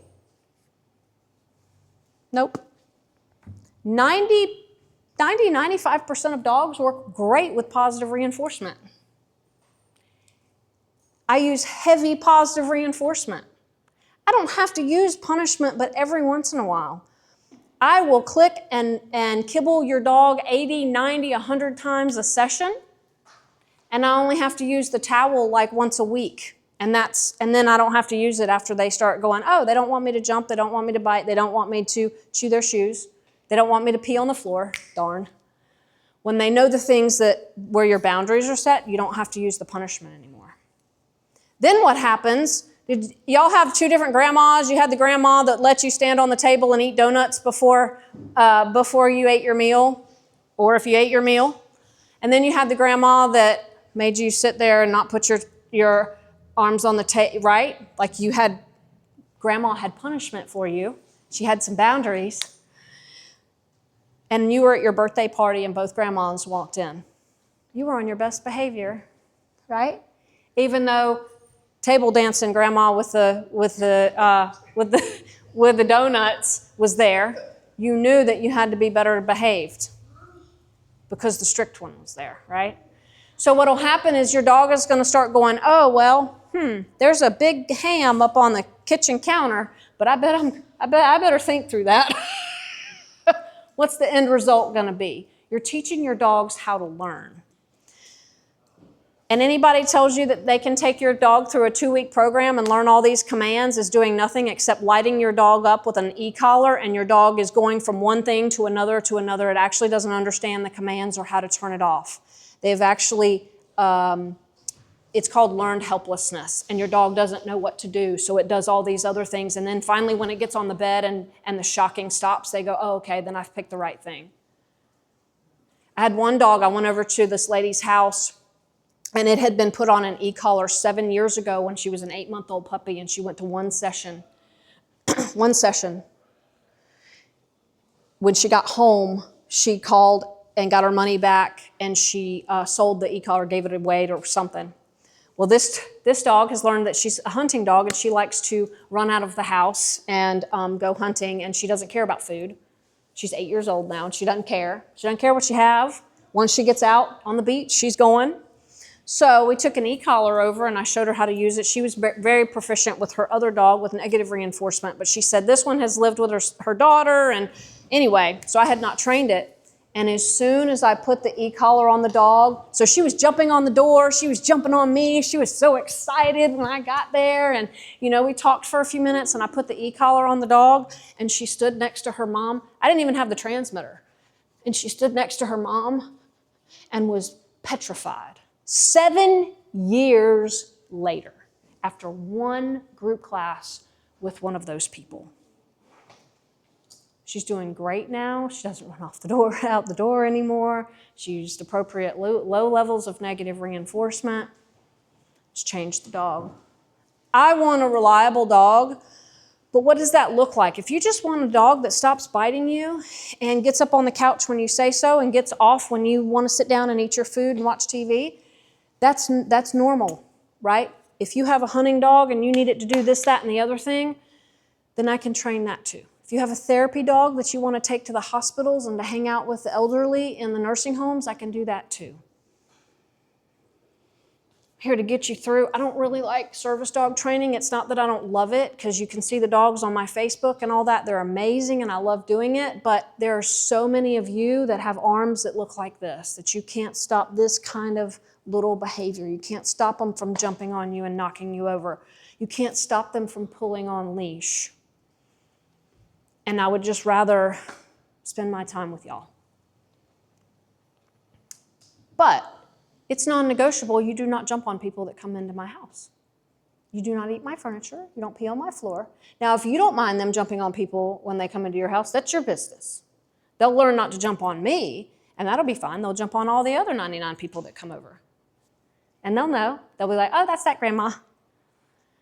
They don't like me any less. You should see the one I did the pool work with yesterday. She hates getting in a pool, but they wanted her, if she fell in, how to get out. She just loved on me. She's a little service dog I trained, and she thinks that I hung the moon. And she had to be 100% reliable. When I said pick up my credit card off the floor in the middle of the airport, she had to do it. Even though she didn't really want to, there was a lot of people. But then she felt so good about herself. I grew up with the billy goat that was going to butt me. I don't know. I grew up when the horse swung its butt around. Whoo! You'd better know. You better know something. You'll find out. Here's my problem with this. You are up here. So say you're holding on to this dog. You're going to see the ears of your dog, and you're going to see the wrinkles in the forehead. You can't see your hard stare of your dog. You can't see the closed mouth. Right? Now you can see Homie. Now Homie has the hard stare, the ears, and the mouth. Those dogs are about to fight. Stop letting your dog, socialization is overrated, and they have used that word and taught you to do things that are detrimental to your dog's well-being. Stop it. Stop taking them to dog parks. Stop letting them having leash encounters. Stop that. I have to go and correct all the behavior that comes from this. So I had an Australian Shepherd, and he was walking down the street, and the lab next door got out and attacked him. Now, not now, but when he came to me, when he walked down the street and he saw a dog on the other side of the street, he tried to pull towards it to go eat that dog. Every single time off one encounter. He was so fearful he became fear aggressive and was hardcore aggressive. I have to untrain all this stuff. And then if you have the other part where they become terrified, and when they see another dog, they're going to try to run away, wet themselves, on all that stuff. That's on the other side of the spectrum. Just don't do it. And don't let your puppies get petted when they're on leash. When they're on leash, they should be next to you. Once they grow up a little bit and you are allowed to have those encounters, Finn knows to stay here next to me. And you say, may I pet your dog? And I say, yes, you may, as long as you approach him. And you have to come to him. He's not allowed to yank me over to you. Absolutely not.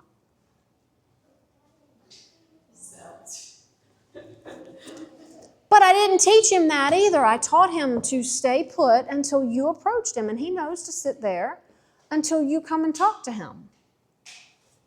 Or, because he's therapy dog trained, go visit. He can come visit. Because he has a command, but he's not allowed to execute that unless he's heard it. Okay? So, this is some of that dog behavior, and this is a still picture. Can you imagine if this is happening in real life, and in 2 seconds this happens, and then facial body language. Look at the pug, furrowed brow. He's, they kind of, pugs are just built different anyway, but he's pulling his mouth back like the bottom dog, that black and white dog. His lips are pulled back. You can see the wrinkles. These wide eyes, that whale eye in the dog here, you'll see another one too. That means I'm nervous. Don't touch me. I'm so happy. I lick you to death. Do you have a ball? He's relaxed. He's just chilling.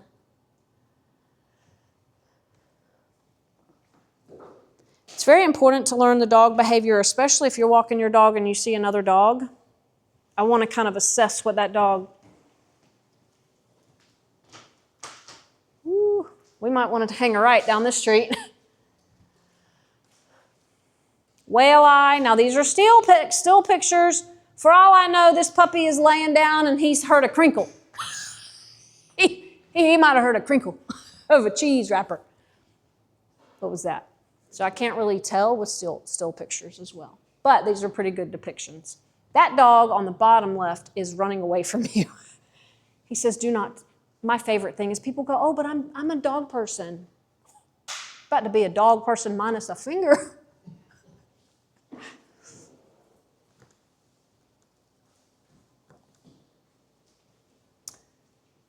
Do you know how many calls I get and they say, oh, my dog bit somebody and it's never done that before? The bridge doesn't fall until it does. I didn't hit my sister until I did. I wasn't potty trained until I was. I didn't learn to drive until I was. I mean, come on now.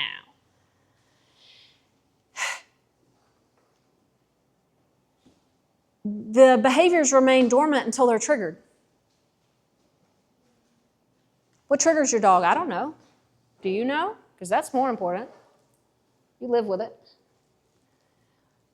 Might want to figure it out. But you know what's really great? Is if my dog does encounter another dog and my dog wants to go up and get dominant and hump the dog or whatever, right? Then I can say, come, and if that's not enough, right, then I can say green. Ma'am, yes, ma'am. I stop behaviors cold in their tracks with one word. That word belonging to your dog, because it knows that means absolutely not. That means no. Finn is so wonderful. So he's 3 now, right? And I can take him all these places. I like to camp. I don't get to camp much because I'm always working 7 days a week, 16-hour days, okay? But I had an opportunity in March to go for like a night. And so I went, my husband and I exchanged, and I took Finn. He's off leash. He is trained to where he does not potty on leash, purposefully. He potties at his mother's apartment on leash, but not with me because I want to take him to the parades and to all these things, and I don't want to have to worry about him tinkling and stuff. I just don't want to have to do that. So I had him off leash. He doesn't need a collar anymore. Once I take a dog through advanced training off leash, I don't have to sell you the collar. That's not a trained dog. But I had taken him to Port St. Joe and let him run down the beach with some dogs and chasing birds. So he had fun, and he came back. But I had him out there at this pond when I was camping, and he was off leash, smelling around, going to tinkle on a tree, and there's some ducks that got up and flew over the water. So this is like 4 days after he had been chasing birds. So you know what's in his mind, right? So he goes to chase the birds, and I said, come. I said, blue. He turned around on his haunches and came straight back and into the heel position and sat there. Happens all the time. So, if you have a dog, eventually you're going to have to say no. At some point. Humping, digging, biting, chewing on something, you're eventually going to have to tell it no. At some point. So teach it what no means. Early. If you wait till your kid's 16 to tell it what no means, you are in big trouble, homies.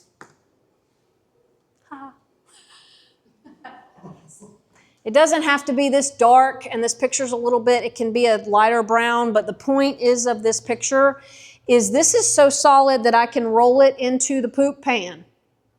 I can actually pick this up with one of those claw things, which I don't really like those.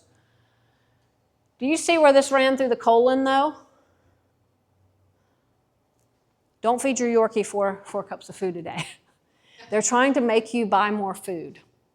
If your dog's poop doesn't look like this, you're feeding too much. Now we balance what we eat, drink, and do. But I had a Vizsla that was very, very slender. He's supposed to be, they're bird dogs. They went to drop their dog off, and they know how I was about fecals. And he said, listen, we've taken him to the vet over and over and over again, and they've tested him, and he's negative, and we can't figure out what's wrong with him. And I said, how much are you feeding and of what? And I'll talk to you about brands at another time, but they were feeding Purina Pro Plan, and they were feeding 6 cups a day. He was pooping pudding. I said, well, we're going to change his food to higher protein, higher fat. He was a 5-month-old Vizsla, and we're going to drop him down to 3 cups a day. And we did, and now his poop looks like that. And the vets didn't figure that out. Don't overfeed your dog. Severely underweight, obviously, we know what that looks like. Underweight can be questionable. If you are a runner, you're going to be one of those people that, they see your ribs and all that. So it kind of depends on what your dog is made up of and what it does. I like looking from the top. And if I don't see an hourglass figure, something's wrong. Even Cash, the English Bulldog, he looks like a barrel, except when you look at the top of him, he has an hourglass figure. You're going to get all this stuff in a QR code in just a minute, but I wanted you to understand something that we have found out when I was young, 23, and I started learning about dog behavior and stuff. See, we gelded horses, but we never spayed the females, we just didn't. And can you imagine that surgery? Anyway, we noticed that the altered dogs, the dogs that were neutered, spayed or neutered, did not retain information for as long. They had to come back for touch-ups. I thought the trainers were maybe a little crazy because I hadn't seen enough of it, but I was told that. Sure enough, we'd see dogs that came back and had to be reintroduced to the snake training that were altered, not the ones that were intact. I just trained a German Shepherd that lives right over here, and I did one training with him, and he was walking down the street, and the dog jumped out of the grass 5 feet over, and when the guy looked, there was a snake in the grass, and we'd only done 1 snake training. Does it matter when it's Yes. like if you get your dog spayed or neutered before a year? Yes, so they you, retain less than if you get it done later in their development. yes. Because I've never believed spay or neuter a dog before it's a year. So, and mine is 2. 2 years old is a great time. The longer you can wait, the better. But here's the problem. Here's what we run into. Your rescues, I don't know what kind of breeding statistics they have in all that Heinz 57. They came from breeders who were backyard breeders who didn't care if their dogs had pyromytra, didn't care if their dogs had testicular cancer, didn't care if their dogs had hip dysplasia because they wanted the $200 per puppy, right? And then the hunting dog, it was mixed with everything.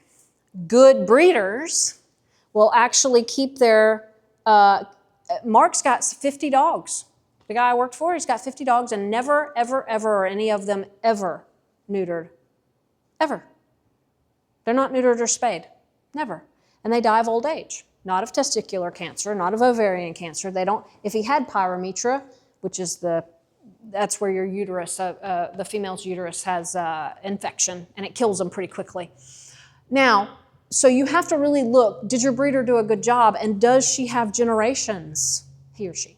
Do they have generations of that dog? If they don't, then they don't know about the pyromytra popping up. They don't know about the possible testicular cancer. But I've worked as a vet tech, and I've worked in this field for a very, very long time, and I've seen one little dog with testicular cancer, and he was a 16-year-old Chihuahua. I've seen pyromytra quite a number of times. If your female dog starts having an odor and some discharge, you need to get her to the vet yesterday. You can't wait the weekend. If it happens on Friday, you had better take her to the emergency vet. It's pyrometrin, it's going to kill her in a couple of days. My point of this is, listen, this is by the Journal of the American Veterinary Medical Association. This was published just over 2 years ago, and it tells you that the increase in mammatory cancers and hip dysplasia and shoulder dysplasia goes up when you castrate.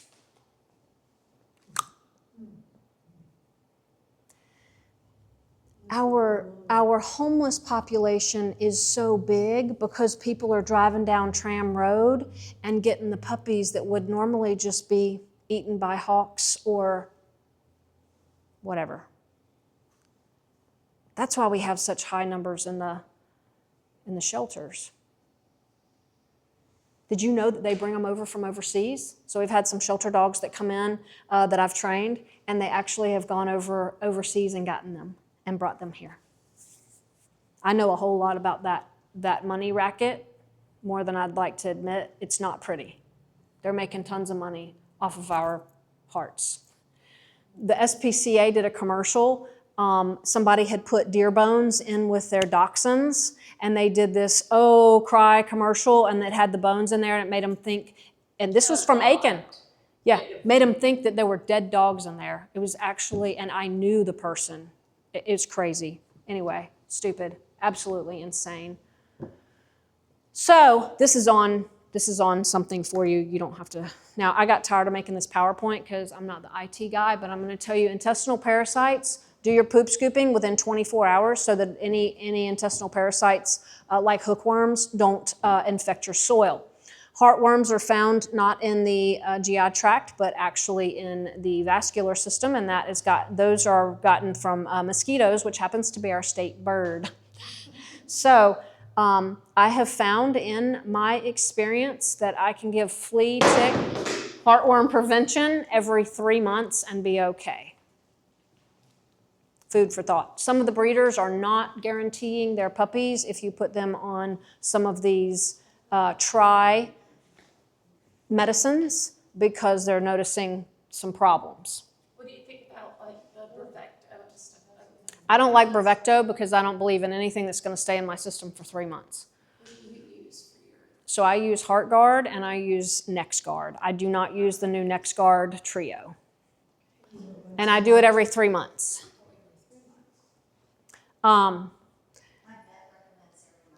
Yeah, I know. Well, they want you to just Yeah. Yeah.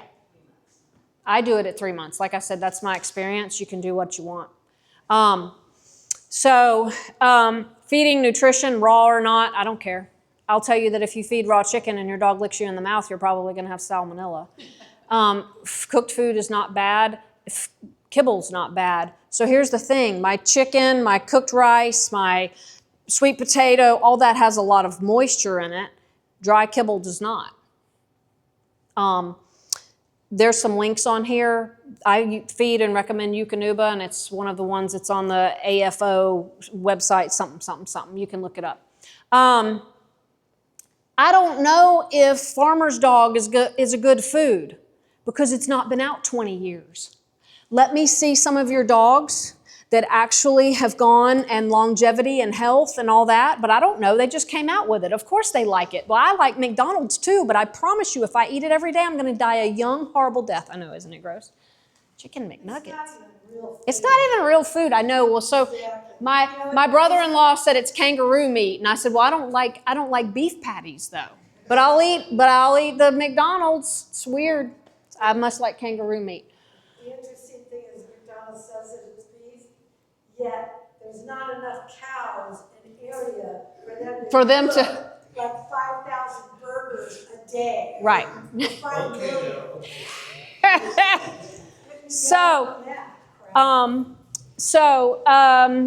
Nutrition. I have crock pot recipes and all this stuff on here that I have a holistic veterinarian back home, and he actually put those out, and I have that all for you. Things to keep in handy, anti-diarrhea stuff. Go over to here to the grocery outlet, and for 98 cents, you can get cans of pumpkin. If your puppy has diarrhea, which is going to happen because puppies get sick, right? They eat a blade of grass and get diarrhea.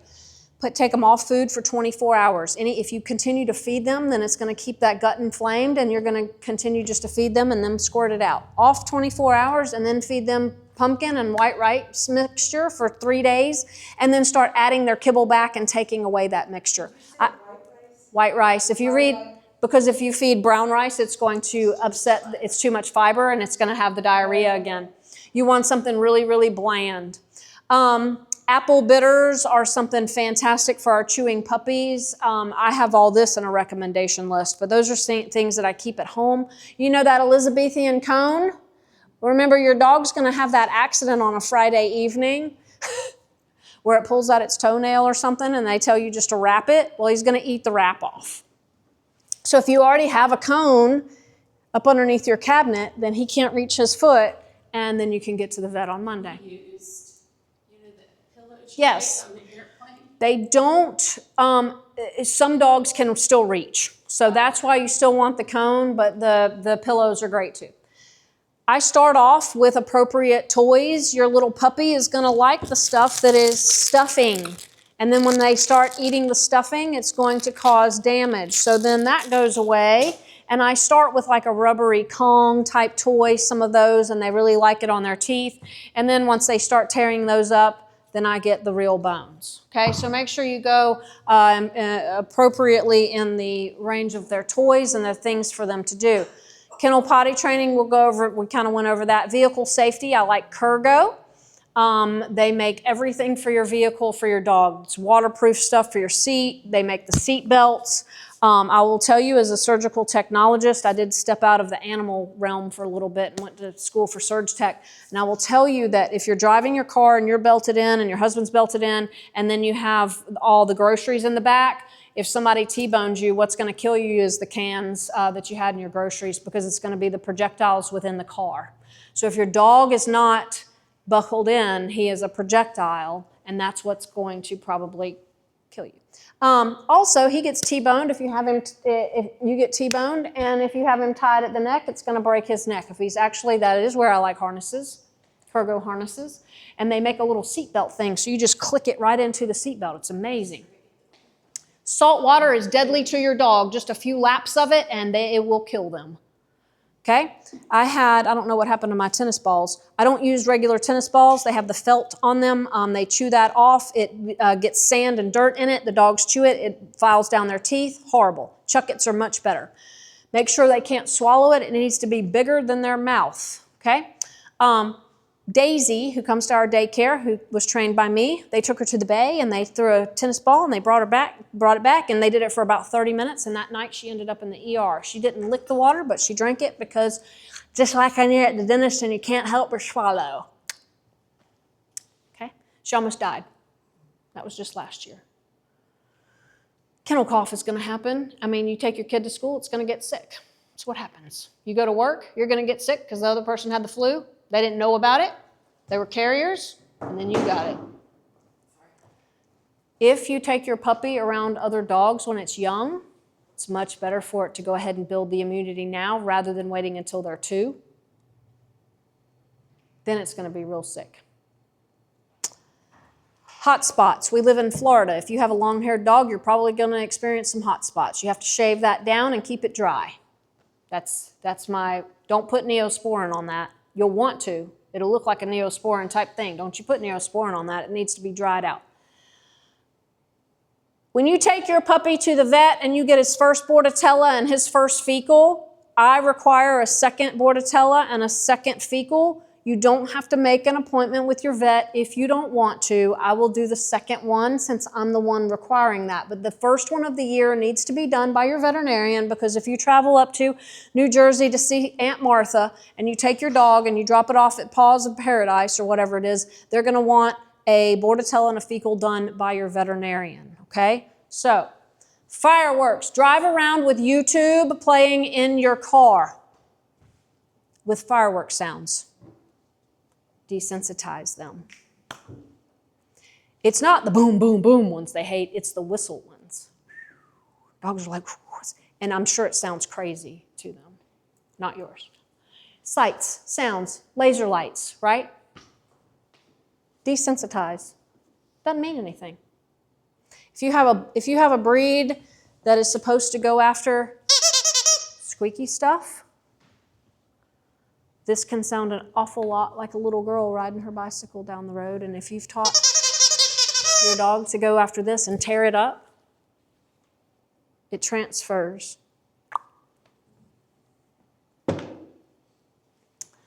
That's it. This is the QR code. You can get out your phone and you put your phone on camera. And then when you put it up here, it's going to have a little box around it, and then it's going to have a little thing that says Dog Academy or something. I don't know, QR link or something. And you hit that, and it's going to have more information than I was able to give you today because I'm sure y'all are bored to tears. You're pretty entertaining.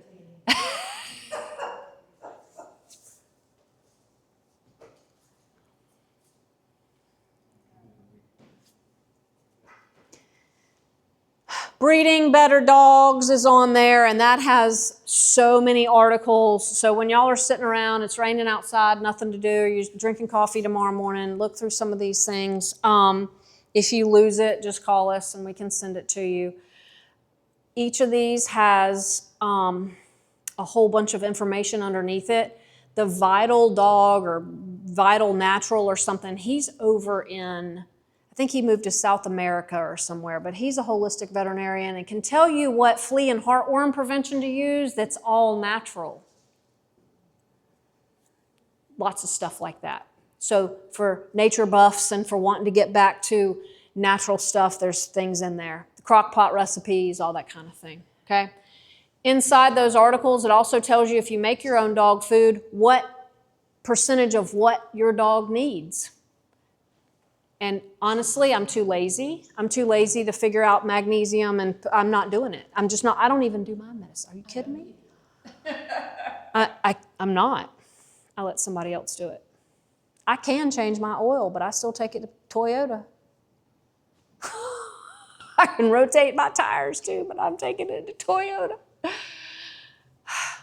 So, does anybody have any questions? I want you to remember somebody else has a question in here they're too afraid to ask. So who wants to be first? I have a question. Okay. So we have an appointment with you Wednesday. When you come and when we get into this, we have a cat that since Buster has come, the cat has to live in the bedroom. Yep, he won't. Okay, because he terrorizes and eats her. Okay. He won't. I'm telling you, this stops everything. It's the strangest thing. I stopped dog on dog and dog to human aggression with a bonker. That's a lot easier than what I do. Yeah. Mine's really bad. I just put a leash on him and walk him over to Vietnamese restaurant. Oh, God. Mine's really good. My poor cat has what? We've had Buster 6 months. Has lived in the bedroom for 6 months. Poor kitty. I know. Well, you know, you should look up why they named the Chow Chow the Chow Chow. I'm not kidding. I'm serious. Did you know that Chihuahuas were actually bred for food? No wonder they're mean as. When my son was in first grade, he asked me one night, he said, we get pork chops from dogs, right? Oh my stars. You never looked at Fido the same. Well, I say the little dogs, like the little dachshunds, don't they, their back leg, doesn't it look like a chicken thigh? It looks like a chicken thigh. Sorry. You'll never look at your dog's leg the same again. Questions? So if my dog goes through your training class and he graduates, Uh-huh. then he can still go to your doggy daycare? He can go to doggy daycare and boarding. Yep. What do we do about getting set up for the boarding training? You see that man back there in that dark gray shirt? Talk to him because he's going to sign you up. I brought my planner and everything. So Take your dogs to the beach. I mean, run off leash. do you have control of your dog? Can you call your dog back? If you have a reliable recall and you take it to the dog beach, Worry about the water. So as long as your dog isn't drinking the water, and I always start out at the bay. Here's what your dog thinks. When they see those waves coming at them, they're like, oh no, that thing's gonna get me. They don't know. So take them to the bay, get them used to it, make sure that they're not drinking the salt water, make sure you can call them away from the seagull, all the things. The sharks, yeah. So and then the dog beach we have is only like 2 feet long. It's really strange, you know. You do, you take them way out there, so Off season. off season, and then people aren't like, oh, hey, doggy, I don't care if you jump on me. Or they get angry because Yeah. your dog just ran across the towel and sand everywhere. Right, You know, say, go home. right. Please, just go home. I'm picking it up.